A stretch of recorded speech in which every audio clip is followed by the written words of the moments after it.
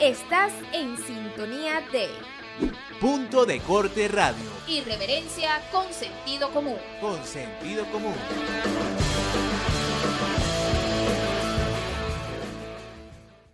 Bien, amigos de Fe y Alegría, volvemos con más de Punto de Corte Radio y vamos a dar comienzo a nuestro tercer segmento. Hablemos para tocar el tema político electoral en Venezuela, una situación bastante compleja, al menos en el panorama político para los próximos meses, una situación bastante clara para otros de lo que pudiera suceder.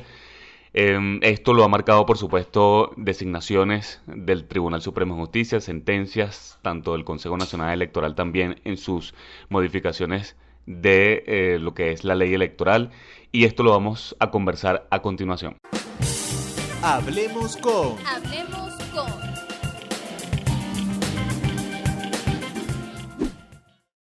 A esta hora tengo vía telefónica a Luis Salamanca. Él es politólogo, abogado, doctor en ciencias políticas, quien fuera también rector electoral del Consejo Nacional Electoral incorporado, de la Comisión de Participación Política y Financiamiento. Y a esta hora le doy la bienvenida a Punto de Corte Radio y los buenos días. Luis, muy buenos días, ¿cómo estás? Hola, buenos días, ¿qué tal? Muchas gracias por el contacto. Adelante. Gracias a ti por atendernos a esta hora en Punto de Corte Radio. Luis, el panorama, como ya mencionaba al principio del segmento, es complejo, pero bastante claro para muchos, ¿no? La situación como está planteada, digamos, para este proceso electoral del próximo 6 de diciembre, supone para muchos de que ya está de alguna forma, pues, se va a llevar a cabo de acuerdo a las medidas convenientes al gobierno de Nicolás Maduro. La oposición ha dicho que no va a participar. Un documento firmado por 27 organizaciones políticas, prácticamente unánime, como ellos lo indican en el documento, y quisiera comenzar por allí, ¿no? Tu apreciación en cuanto a este documento y esta decisión de la oposición política en Venezuela de no participar en estas elecciones. ¿Pudiera suceder lo que sucedió en el escenario del año 2005, cuando la oposición también se abstuvo de participar en las elecciones parlamentarias? ¿Son los mismos contextos o no es para nada comparable estas dos situaciones? Sí, bueno, buenos días. Mira, yo empezaría por señalar que los venezolanos de esta época estamos aprendiendo a luchar contra un régimen autoritario singular, de nuevo tipo, que ya está en un nivel de dictadura. Es decir, estamos tratando de dar con la manera de luchar contra un régimen como este. ¿Cómo se lucha contra un régimen autoritario?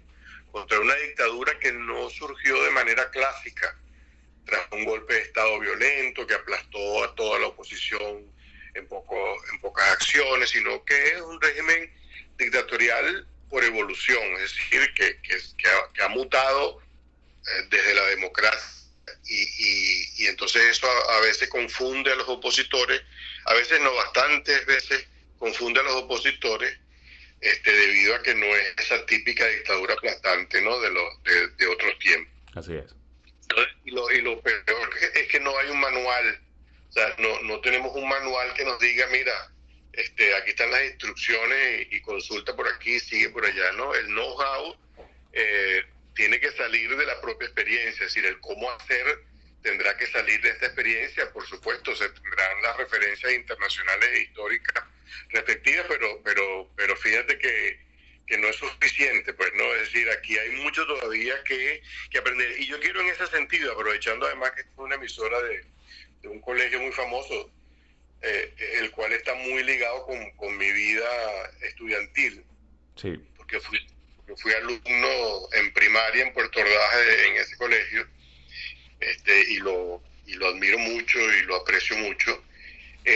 Quiero referirme a digamos, a cómo debemos abordar esta situación que tenemos por delante. Así, no se trata solo de responder a lo coyuntural, porque siempre estamos metidos como en la coyuntura, somos puro presente y no vemos las cosas con una perspectiva un poco más amplia, tanto del pasado y mucho menos teóricamente o mucho menos conceptualmente, ¿no?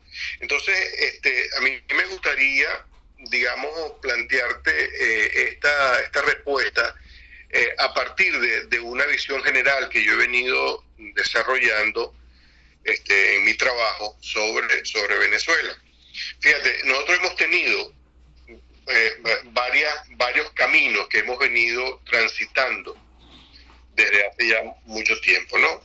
Al primer camino yo lo llamo el camino del convencimiento del régimen para que acepte una negociación, para que acepte unas elecciones y los resultados de unas elecciones democráticas, para que haga un diálogo realmente serio. Eso es lo que yo llamo la vía del convencimiento del régimen. Incluso hasta se le ha ofrecido justicia transicional, es decir, arreglos para que puedan dejar el poder en las mejores condiciones para ellos, etcétera, etcétera, ¿no? Esa no ha funcionado. También se ha intentado lo que yo llamo remover al régimen, que es el camino de la remoción del régimen, es decir, del desplazamiento por acciones militares, por solicitud de intervención internacional, en fin, por un conjunto de medidas de fuerza, alzamiento popular, trancas del país, y esa tampoco ha funcionado. O sea, no hemos tenido tampoco por allí un resultado. Y el tercer camino que yo vengo siguiendo es el que casi nadie valora. Porque si bien es cierto que el régimen se mantiene a pesar de todo lo que se ha hecho, sin embargo no es el mismo régimen del año 2013 ni siquiera del año 2015. Este es un régimen venido a menos, un régimen debilitado, un régimen que ha venido perdiendo piso, perdió el piso popular, no tiene piso económico, no tiene piso internacional, está aislado internacionalmente, sometido a diferentes presiones de todo tipo a nivel internacional, tiene un proceso judicial abierto ante la Corte Penal Internacional. Entonces, todos estos elementos, junto con otros factores, como por ejemplo las mismas actuaciones del régimen a lo largo de los 20 años, por ejemplo, haber destruido la economía, es uno de los factores que más ha, digamos, llevado a este camino que te estoy analizando como tercer camino, que es el debilitamiento progresivo. Es decir, es cierto que no se le ha removido ni se le ha convencido, pero tampoco podemos esconder que el régimen lo hemos debilitado entre sus propias acciones desastrosas en materia económica y social, como con el voto ciudadano, las protestas, el aislamiento internacional, etc. Entonces, si esto es así, y este análisis lo hago para llegar al punto coyuntural, claro. Si esto es así, si la única vía que nos ha dado resultado ha sido la del debilitamiento progresivo, la lógica indica que tú tienes que seguir debilitando al régimen. La lógica indica que tú tienes que seguirle restando poder, quitándole piso político al régimen. Y eso solo se hace actuando en todos los espacios en los cuales haya que actuar, en todos los espacios en los que haya que dar una lucha. Llámese elecciones, llámese protestas, llámese como se llame. Ahora, lo que yo veo es que en este momento la oposición mayoritaria, y esta es otra cosa que debemos aprender también, no podemos seguir hablando de la oposición en general, porque como ya tú sabes, hay al menos 3 o 4 oposiciones. Es así. Está la mayoritaria, está la de la mesita de noche, que se deslindó y está tratando de comerse a Guaidó de todas las formas posibles, está la de María Corina, y está la nueva oposición chavista antimadurista, que se está expresando últimamente de manera bastante significativa. Entonces, cuando yo hablo de oposición, me refiero a la oposición mayoritaria, es decir, la oposición que ha marcado el paso durante todos estos años, no a cualquier oposición. Entonces, invito también a que tenemos que aprender sobre eso, a saber llamar a la oposición mayoritaria, por ponerle un nombre. En este momento, oposición que gira en torno a Guaidó. Pero, en fin, es el grueso de la oposición, el núcleo más grande de la oposición, el que tiene la representación en la Asamblea Nacional. Fíjate. Entonces, sí, adelante, Luis. Sí, continúa.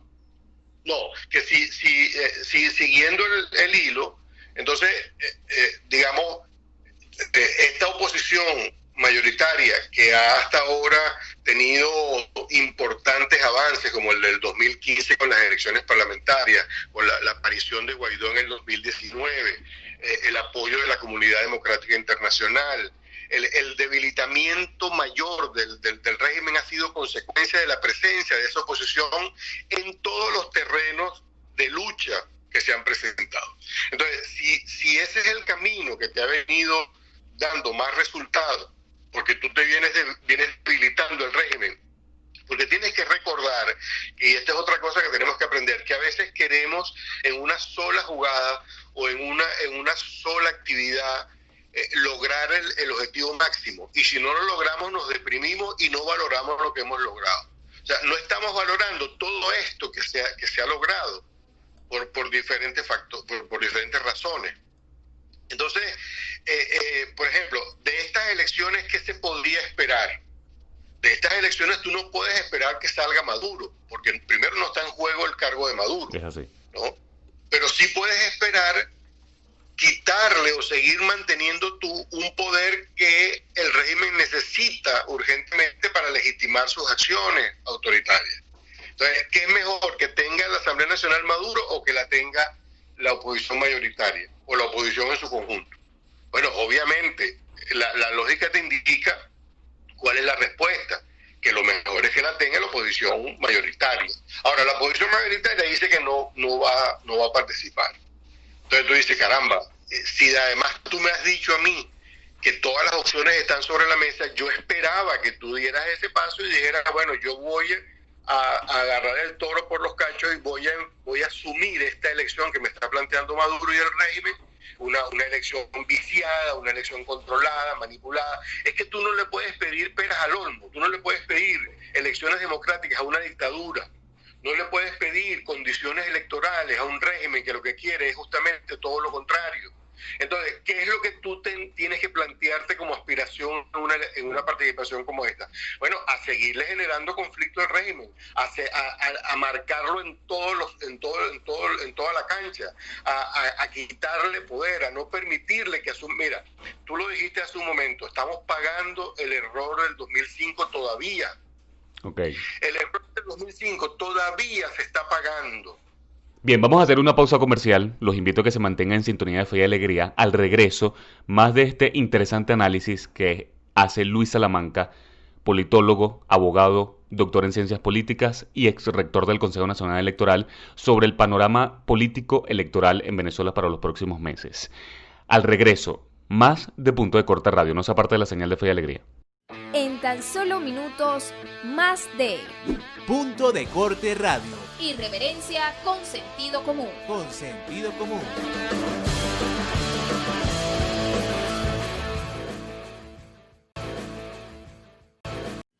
Estás en sintonía de Punto de Corte Radio. Irreverencia con sentido común. Con sentido común.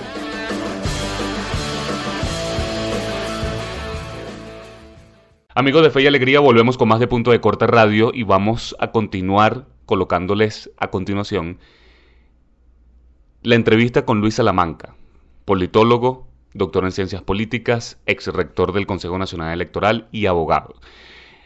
Vamos a continuar hablando sobre, por ejemplo, la sentencia del Tribunal Supremo de Justicia el día de ayer que ordena la intervención del partido Tupamaros. Hay algunos partidos del gran polio patriótico que se están deslindando de alguna forma del gobierno de Nicolás Maduro para lo que serían las próximas elecciones parlamentarias. ¿Qué significa esto? ¿Tendrá algún impacto en lo que va a ser la votación del próximo 6 de diciembre? Vamos a continuar analizándolo a continuación con Luis Salamanca en el segmento Hablemos con. El Estado venezolano se reseteó en 2005 a partir de la abstención de la oposición. Se reseteó de manera chavista. Controlaron absolutamente todo y ese control es lo que los mantiene ahorita en el poder. Entonces, si le das otra oportunidad para que vuelvan a resetear el sistema, ahora en condiciones dictatoriales, bueno, mira, habrá que ver cómo se hace después para empezar a trabajar de nuevo, porque mira, la tesis de Guaidó de la continuidad administrativa, primero que jurídicamente no es correcta. Pero segundo, lo más importante, políticamente no es sostenible, porque tú no tienes la fuerza para imponer esa teoría de la continuidad administrativa, como si la tuvo Maduro en 2013 para hacerlo. ¿Entiendes? Entonces, aquí lo que se trata es luchar por el poder, es decir, y por el poder, bueno, de preferencia, todo el poder en un solo acto, pero eso no es posible si tú no debilitas previamente al régimen. Sí. O sea, tú necesitas debilitar al régimen, y participar en estas elecciones era fundamental para seguir debilitando el régimen, para crearle un foco de conflicto nuevo, porque presumiblemente te iban a hacer fraude, porque ellos no pueden perder esa elección.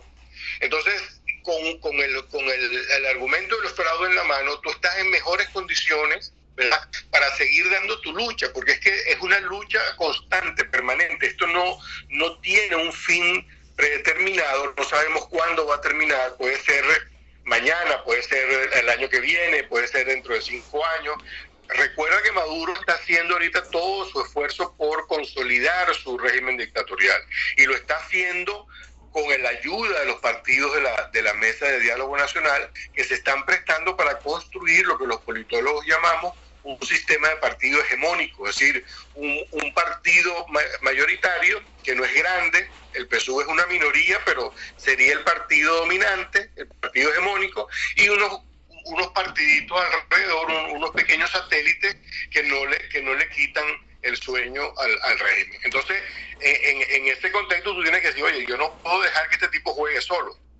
Yo no le puedo dejar ese terreno a él, tan importante terreno como es la Asamblea Nacional, que dicho sea de paso es la base del liderazgo de Guaidó. Guaidó no es Guaidó por Guaidó, Guaidó es Guaidó por Asamblea Nacional, porque él es diputado, porque fue electo por nosotros y porque fue escogido como presidente de la Asamblea, y de luego él hizo el trabajo muy bien hecho en el año 2019. Este es un año que hay que valorar. La gente tiende a despreciar el 2019 porque no se logró nada, pero perdón, ¿cómo que no se logró nada? Es que esto es una vaca muy grande que tú no te la puedes comer de un solo bocado, te la comes por partes, en bistec, en churrasco, pero no te la puedes comer entera. Fíjate, Luis, surgen varias preguntas de este interesante análisis que tú estás haciendo, el cual no quise interrumpir porque realmente es bastante complejo y completo, por supuesto, todos estos factores que hay que analizar. Y uno de ellos que me llama la atención es la destrucción de algunos pisos políticos por parte del gobierno de Nicolás Maduro en los últimos años, en donde han surgido varias oposiciones. Tú mencionas precisamente que hay una oposición chavista antimadurista, y precisamente ahí va mi otra pregunta. ¿Qué está sucediendo a juicio de Luis Salamanca dentro del gran polo patriótico, dentro del Partido Socialista Unido de Venezuela? Vemos, por ejemplo, ayer el Tribunal Supremo de Justicia sentenció, emitió una orden, por supuesto, de intervención de la Junta Directiva del partido Tupamaros, quien anunció recientemente también que se deslindaba del Partido Socialista Unido de Venezuela, así como el Partido Comunista de Venezuela, así como el PPT, para lo que es la participación en las próximas elecciones, ¿no? ¿Qué está sucediendo en el gran polo patriótico que pudiera estar dando un aviso de alguna forma, entonces, de más disidencia por parte de estos partidos y de factores, no solamente de políticos de base, sino de otros actores políticos dentro del gobierno, ¿no? Bueno, es que el autoritarismo no solamente aplica para la sociedad en general y para los opositores en particular, sino también para los propios aliados del régimen. El Partido Comunista, PPT, han sido hasta ahora peones, buscadores de votos y sostenedores de los gobiernos chavistas, tanto de Chávez como de Maduro. Y no han obtenido, y es la queja de verdad de fondo, no han obtenido la compensación política, la compensación de poder político que su trabajo exige. Te puedo dar un dato gravísimo, crucial. Sin el apoyo de los partidos minoritarios dentro del polo patriótico, llámese PCD, PPT, Podemos, MEP, etcétera, etcétera, sin el apoyo de esos partidos, Maduro no fuera presidente en el 2013. Maduro hubiera perdido de calle por 8, 10 puntos. Quien salva a Maduro es esta gente.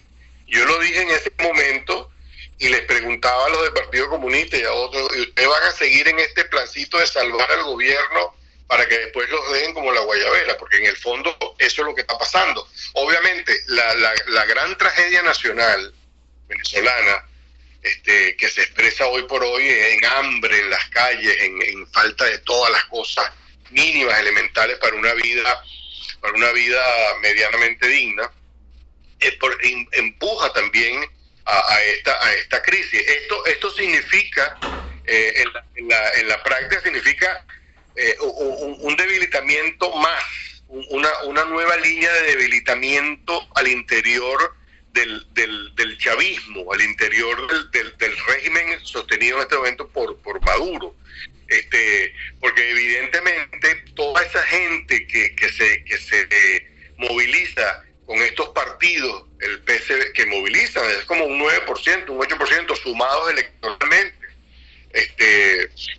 Esa gente está desencantada, esa gente es una caja de resonancia para otros que se van a ir divorciando cada vez más de este proceso. Fíjate tú, cuando uno habla de la derrota electoral en 2015 del chavismo, uno no ha evaluado suficientemente el impacto de esa derrota. Eso significa que perdiste el pueblo, pero ahora estás perdiendo el pueblo militante, porque lo que está en estos partidos comunistas, son los militantes de la revolución, los estás perdiendo, y eso significa pérdida de cohesión interna del régimen, y ahí está la clave. Ahí está la clave, en la pérdida de la cohesión interna. ¿Cómo hacemos para que se pierda la cohesión interna? Entonces, todos estos factores que fíjate que este es un factor ajeno a la oposición, sí, pero se suma a todo lo que la oposición hace. ¿Cómo es que la oposición en este contexto, cuando incluso surge una oposición dentro del chavismo, electoralmente hablando, se va a alejar de la cancha, del terreno de juego, y no va a jugar, va a ser forfeit? Por omisión no ganas nada, viejo. Alguna gente me dice, no, pero es que no hay condiciones, porque no es democracia. Pero bueno, tú le vas a pedir peras al olmo. O sea, ¿cómo es que tú vas a decirle a la dictadura, mira, no voy a participar porque tú no me estás dando elecciones limpias? Pero ¿cómo te las vas a dar limpias y democráticas? Entonces, tú lo que tienes que decirle a esas elecciones sucias y antidemocráticas, decirle, bueno, yo te voy a echar el pueblo, te lo voy a poner en los centros electorales para que tú le robes los votos al pueblo. Ese es el mensaje que yo haría. Un mensaje bravo, un mensaje de frente, un mensaje... ¿Por qué? Porque yo sé que el régimen retrocede frente al pueblo electoralmente hablando. El régimen le tiene miedo al pueblo al final del día. Entonces, oye, apartándome de la cancha, yo aparto al pueblo, lo desmovilizo, lo pongo a ver el techo, a ver las telarañas en el techo. Y como dice Serrat, pensar en echarle una mano de pintura, bueno, cuando puedan comprar pintura. Así es. Luis, me quedan 2 minutos, sin embargo, quisiera también tu apreciación en cuanto a lo de la Asamblea Nacional Constituyente. ¿Dónde quedó la Constituyente en todo este panorama político que bien has detallado? Maduro dijo ayer que esta va a tener vigencia hasta el próximo mes de diciembre, y también unirlo de alguna forma con lo que fueron las declaraciones del constituyente Hermanes Carrá hace escasamente 2 semanas, que dijo que la Constitución está casi lista, la nueva Constitución. Aún desconocemos algún proyecto, algún borrador de Constitución, y hasta diciembre ya van 3 años de Constituyente y prácticamente va a perder vigencia según las declaraciones de Nicolás Maduro, y no hubo prácticamente gestión alguna, ¿no? Mira, la Constituyente fue un invento de Maduro para saltarse la coyuntura del año 2017, que se le vio muy, muy dura, y sobre todo para tener un poder legislativo paralelo, para tener una Asamblea Nacional paralela. La Asamblea Constituyente asumió algunas de las competencias del Parlamento legítimo. Lo que menos hizo fue trabajar en una Constitución, en un proyecto. Si hay alguno, lo sacarán de la manga de la camisa de Germán Escarrá, que realmente es lamentable hasta dónde ha llegado alguna gente que presumía en el pasado de ser ser muy jurídica, ¿no? Muy Estado de Derecho y tal, ¿no? En todo caso, Maduro lo que está diciendo con eso es que la Asamblea es un instrumento mío, dice él, y yo lo abrí cuando quise y lo cierro cuando quiero. Habrá que ver qué dice Cabello. Ya reaccionaron algunos por allí, que por cierto me llama la atención que algunos no solamente reaccionaron contra eso, sino que además dijeron que ya no estaban en el chavismo y que el chavismo tiende a la obsecuencia. Yo creo que es un poco tarde para alguna gente, pero bueno, más vale tarde que nunca, ¿no? Así es. Entonces, esta Asamblea Constituyente todavía habría que ver qué dice Cabello. Esa Asamblea Constituyente era un instrumento de Maduro, un instrumento peligroso, por cierto, no solamente por lo que hizo de descabezar a cuanto poder le dio la gana, sino porque podía descabezar al mismo Maduro. Cuidado. Y vamos a ver, ojalá que a ver cómo viene Cabello, ¿no? Porque Cabello es el principal interesado en esta constituyente. Claro, él piensa que va a ser el presidente de la próxima Asamblea Nacional.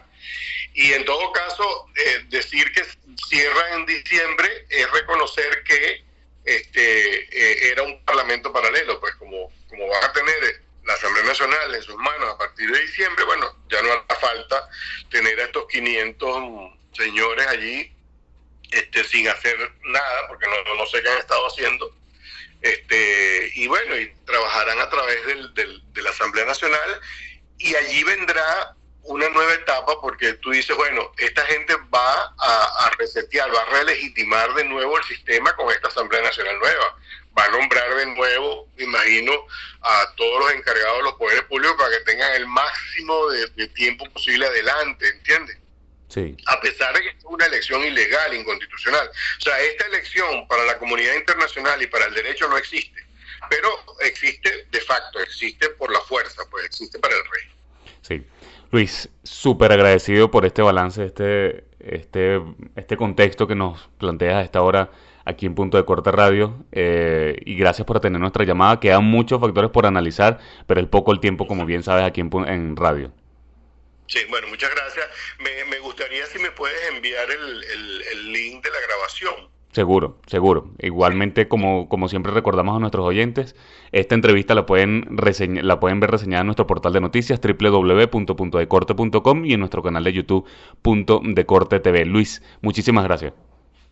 Un abrazo, gracias a ti. Hasta luego. Seguro. Luis Salamanca, politólogo, doctor en ciencias políticas, abogado, ex rector del Consejo Nacional Electoral. Esta entrevista, como ya mencioné, la pueden encontrar nuevamente en nuestro portal de noticias, puntodecorte.com. Es hora de despedirnos, invitándolos a todos a que nos volvamos a escuchar el día de mañana a través del mismo dial, a la misma hora, 105.7 FM, 1390 AM, a las 10 de la mañana. Nos despedimos en la dirección general Carlos Alaña, en la coordinación de la emisora Gurimeles Villalobos, en la producción y locución quien les habló, Joan Álvarez, certificado de locutor número 53011, @ Joan Álvarez R, tanto en Twitter como en Instagram. Por allí pueden dejar sus comentarios, preguntas y denuncias, y con gusto estaré leyéndolas el día de mañana. Este programa fue grabado el día de hoy, miércoles 19 de agosto del año 2020, y presentado por Sumisalud, distribuciones y representaciones Sumisalud, suministros para su salud, y por Ópticas CM, su óptica, renueve su visión con nosotros. Que tengan todos el mejor día posible. Hemos llegado al punto. Es el final de nuestra misión diaria. Joan Álvarez y Nickmer Evans se preparan desde ya para una próxima emisión. Mientras tanto, puedes mantenerte al día con todo lo que es noticia en nuestros puntos de información. En la web nos consigues como puntodecorte.com y en nuestras redes sociales @puntopisodecorte. Punto de Corte Radio. Irreverencia con sentido común.